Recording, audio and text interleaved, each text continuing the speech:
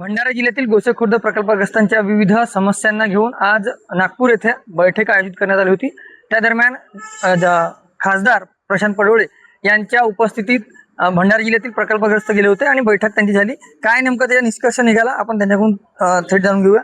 काय सांगाल, आपण प्रकल्पग्रस्त आहात, बैठकी दरम्यान काय नेमका तोडगा निघाला?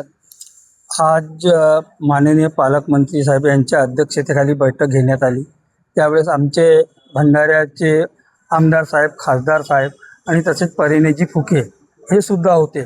पण मी बैठक सुरू व्हायच्या अगोदर एक प्रश्न केला की आम्ही नेहमी बैठकीसाठी आंदोलनं करत आहोत, की आजची बैठक आहे, या बैठकीमध्ये जे आमचे मुद्दे आहेत 16-17 मुद्दे आहेत, या मुद्द्यातले तुम्ही काहीतरी सोडवाल असाल तर बैठक घ्या, नाही तर घ्या नको.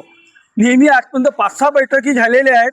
ह्या फक्त बैठकी घेऊन ते पुढे समोर मुख्यमंत्र्याकडे पाठवतात, पण मुख्यमंत्री काही बैठक घेत नाही आणि निर्णय कोणते लागत नाही. म्हणून मी आधी त्यांना विचारलं, पण त्यांनी सांगितलं की काही ना काही मुद्दे सुटणार, पण त्याच्यामध्ये एकही मुद्दा सुटलेला नाही आहे आणि प्रकल्पग्रस्तांची सगळ्यांची निराशा झालेली आहे. त्यांनी हेच सांगितलं की आता तुमची ही बैठक झाली, आम्ही मुख्यमंत्री साहेबाकडे पाठवतो. हे सरासरी आम्ही हे 38 वर्षापासून ऐकत आहोत. आधी तोच उत्तर आम्हाला ऐकायला मिळालेला आहे की आमचे विचार आम्ही घेतलेल्या, सर्व समस्या घेतलेल्या आहेत, ह्या पुढे पाठवू.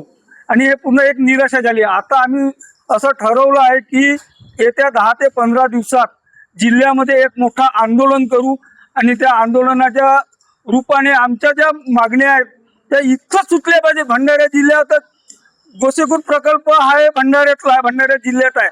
आमचे जे आहेत पालकमंत्री भंडारा जिल्ह्याचे आहेत आणि आमची बैठक ते नागपूरला घेतात. आम्ही त्याही वेळेस सांगितलं की ती बैठक आता भंडाऱ्याला झाल्या पाहिजे आणि गोसेखुर्दचे जेवढे ऑफिस आहेत हे नागपूरला गेलेले आहेत, हे भंडाऱ्याला पाहिजेत. कारण नव्याने आता 32 गावाचे पुनर्वसन आहेत. या गावचे लोक तिथं जाऊ शकत नाही नेहमी भंडाऱ्याला, तर त्यांचे ऑफिस सुद्धा हे भंडाऱ्याला पाहिजेत. नक्की खरं पाहिलं तर समस्या ही भंडाऱ्यातील आहे, मग बैठका नागपूरला का बरं, असा प्रश्न आता गोसेखुर्द प्रकल्पग्रस्त करताना पाहायला मिळत आहेत. आपल्याला बोलण्याकरिता ज्यांच्या नेतृत्वात ही बैठक पार पडली असे डॉक्टर प्रशांत पडोळे खासदार आहेत. हो, काय सांगाल, आपल्या नेतृत्वात बैठक पार पडली, काय नेमका तोडगा निघाला, काय आपली चर्चा झाली?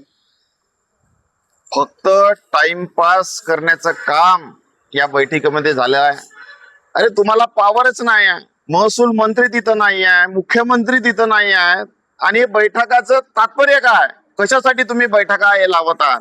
मागील 40 वर्षापासून हे प्रकल्पग्रस्त त्रस्त आहेत साहेब, आज आत्महत्या करण्यासाठी तयार आहेत. तुमच्या बैठकीसाठी आणि भेटीसाठी वारंवार आंदोलन करत असतात, झाडावर चढतात, पाण्यात कुदतात आणि पाण्याच्या टाकीवर चढत असतात, परंतु तुमची भेट साहेब भगवानाची समजा एवढी प्रार्थना केली असती तर आतापर्यंत भगवान भेटले असते. पण साहेब तुम्ही दर्शन केव्हा द्याल, केव्हा आमचे प्रश्न तुम्ही सॉल्व्ह कराल?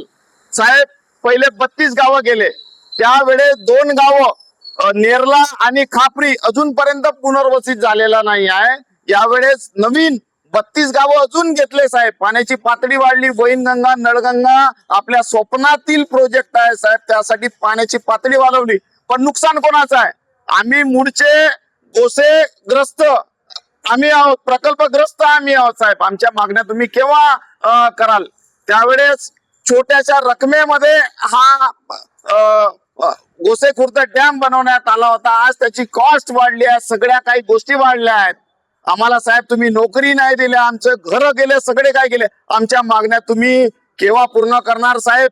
येणाऱ्या काळामध्ये आज सगळे प्रकल्पस्थांनी ठरवलेले आहे का आम्ही जल समाधी आंदोलन येणाऱ्या काळामध्ये हे सगळे जण आम्ही घेणार आहोत आणि आम्हाला काही कमी जास्त झाला तर सर्वस्वी जिम्मेदार तुम्ही राहाल आणि या प्रशासन राहणार आहे.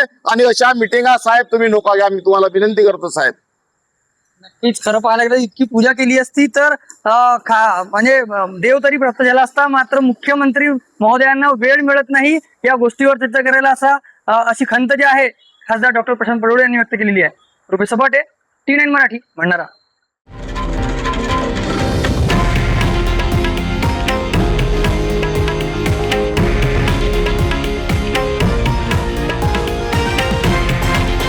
हे आहे देशातील नंबर 1 न्यूज नेटवर्क आणि आपण पाहत आहात TV9 मराठी, एकमेव.